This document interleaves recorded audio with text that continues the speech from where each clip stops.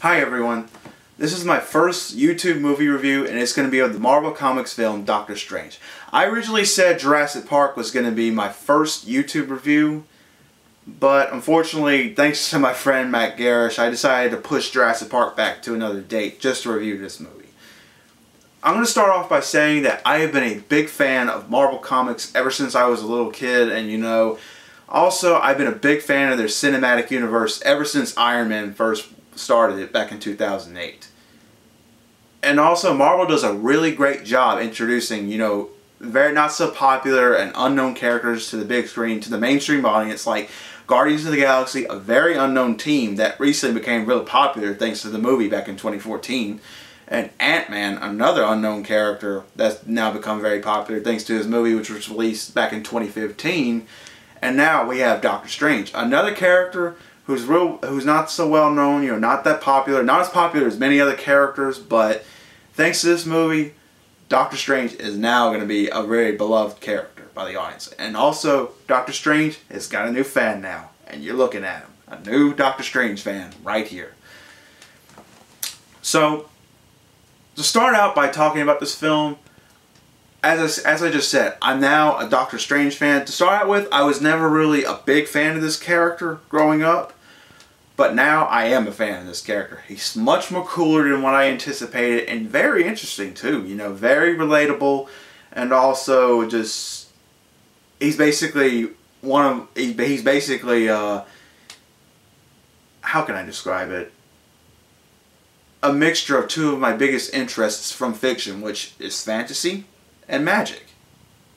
Two of my biggest interests from fiction, fantasy and magic. And of course, let's just say Doctor Strange is definitely going to give Harry Potter a run for his money. I mean, Doctor Strange is freaking awesome. I mean, literally. I mean, in a fight, Doctor Strange would give Harry Potter a run for his money. Anyway, so enough about that. Let's get on to the review. I will start out by saying the acting in this film is very, very good. I mean, Benedict Cumberbatch, he is Doctor Strange. He embodied this character. He owns it. So, Mr. Cumberbatch, if you ever see this, know this, good sir. You are Doctor Strange. You own this role. And also, I mean, you are to Doctor Strange as Christopher Reeve was to Superman, as Robert Downey Jr. is to Iron Man, as Chris Evans is to Captain America, and also so on and so forth, like Hugh Jackman is to Wolverine. I mean, you are Doctor Strange. You embodied this character. Very nice. And, you really got the Benedict Cumberbatch, he really got the feel of this character. I mean, he nailed the big ego that Strange starts out with early on in the film, and eventually he learns to put aside his big ego of being a famous surgeon to becoming a protector of the world. Fight battles that the Avengers cannot fight, which is mystic, more of a mystic realm.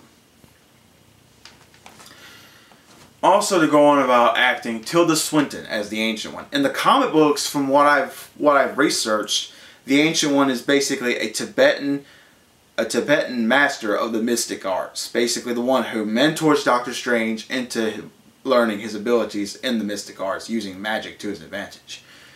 And all I gotta say is, I remember when people started complaining about the ethnicity change of the Ancient One. All I gotta say is, I was not part of that. I mean, I was like, okay, let's see what you can do. And of course, when I saw Tilda Swinton was cast as the Ancient One, I was like, there you go, we got something going now. Because I have been a big fan of Tilda Swinton ever since I saw her in the Chronicles of Narnia. I mean, Narnia was such a big part of my childhood growing up, and definitely I knew Tilda Swinton was going to be great in this film. So very nice, Miss Swinton. The rest of the cast I can compliment on Chiwetel Ejiofor. He was great as Mordo. And I cannot wait to see where this character of Mordo goes from beyond Doctor Strange, like in the sequels as well as the rest of the MCU.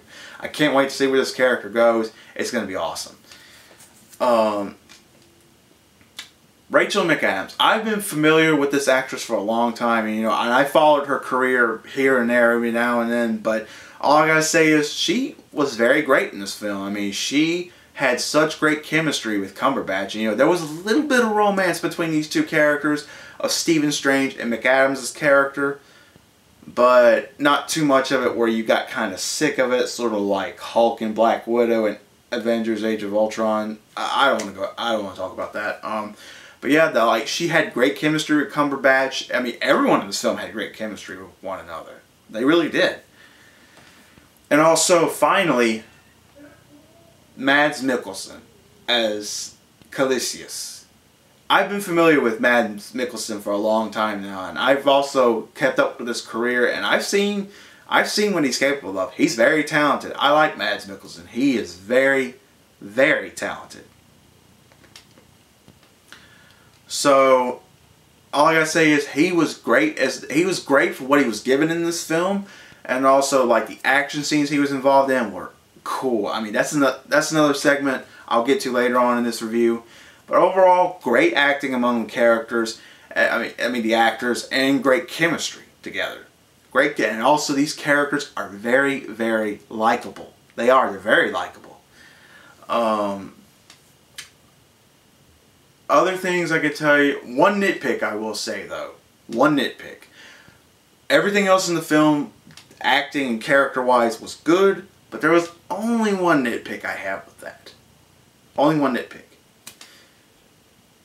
Mr. Mikkelsen, you were good as your character. You were good. I mean, your acting was really good in the film. But unfortunately, I felt Calisius was a little underdeveloped. And that's a reputation Marvel's had for a long time, you know. Very underdeveloped villains. You know, villains that are like, yeah, it's sort of a reputation Marvel's had for quite some time. And I was hoping after Civil War we would finally start getting better villains, you know, because in Civil War, Baron Zemo was a very interesting villain, you know, very well developed. The Russo brothers, they did not fail with that villain. So, Baron Zemo and Loki, two good examples of MCU villains that were actually good. So, yeah, Calisius, a little underdeveloped, but overall, it still couldn't take me out of the movie or nothing, you know. The movie was still fun. Other things I could talk positively about was Michael Giacchino's musical score for this film was really, really unique, you know. I had never heard anything like it. And I cannot wait to see what he does for Spider-Man Homecoming next year. He's going to do great. He's really going to do great. Other positive notes I can talk about, the visual effects and cinematography. I mean, the visual effects in this film were freaking mind-blowing. I mean, I had never seen a comic book film with visuals like this movie. I mean, I was like, oh my god. Like, literally, when they start bending reality, space, and time to their will, don't tell me that's not awesome. I mean, literally. The visual effects in this movie are freaking mind-blowing. And also, Doctor Strange's powers are just epic, you know. I wish I could do like how he can, you know, hit reverse time or also repeat a same scenario over and over and over and over again. I wish I could do something like that. That's so cool to look at. You know, it's so awesome. So, visual effects in this movie were really good. Cinematography, spot on. And also the directing by Scott Derrickson was good in this film, you know. Like, he really brought the best out of these I wouldn't say the best. He really brought a lot of good things out of the source material into this film. Translated it very well. Which, of course, you know, I mean, hell. He's part of a Marvel Cinematic Universe movie. He's directing one. Of course it's going to be fun. But there have been some MCU films that were not that good. But anyway, that's taken out of the review. Still, Scott Derrickson gave good direction in this film. Very good direction.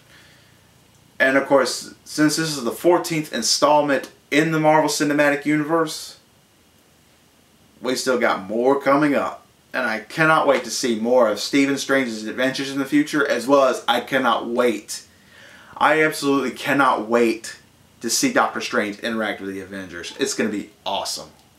So overall, very fun film, very entertaining, definitely one of the best origin films of any comic book franchise I have ever seen. It's definitely worth your time, definitely worth your money. Go out and see it. You will not be disappointed. So, while I really enjoyed this film, besides one nitpick, I'm going to give this film an A-. A-. That's the grade it's going to get. 4 stars. So, this concludes my review for Doctor Strange. And also be sure to tune in to my upcoming review of Jurassic Park, which I originally scheduled to be the first film review, which was pushed back. Be sure to tune in for that review as soon as it's uploaded to YouTube. And also be sure to keep on the lookout for any more short films as well as acting clips and monologues I'd be sure to share on my YouTube channel. And also, before I do conclude this video, Kevin Feige, if you ever see this video, this is my note to you. As an actor myself, it is my dream to be part of your ever-growing cinematic universe. I mean, you guys know what you're doing with your cinematic universe. You've made so many fun films, so many entertaining films, and I will tell you, my favorite Marvel Comics character is Spider-Man, and I would love to be part of your franchise's Spider-Man series. And my character choosing for the Spider-Man series is Venom. Venom has been my favorite character, Spider-Man villain, ever since I was a little kid. And I've always wanted to play this character. I've always wanted to be part of a Spider-Man film, or any Marvel film, actually. But most of all, I really would love to play Venom one day. So if you ever see this video, just know this. It is my dream to be part of your successful team and part of your ever-growing cinematic universe.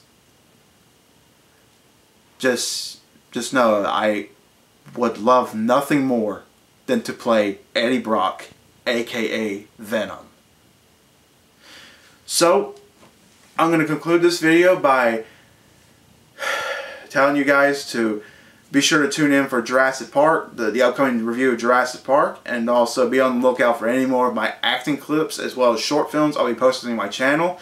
And I will be talking to you guys later. And if you like this video, click the like button and be sure to subscribe to my channel for more upcoming reviews as well as acting clips and student films. So, take care, guys.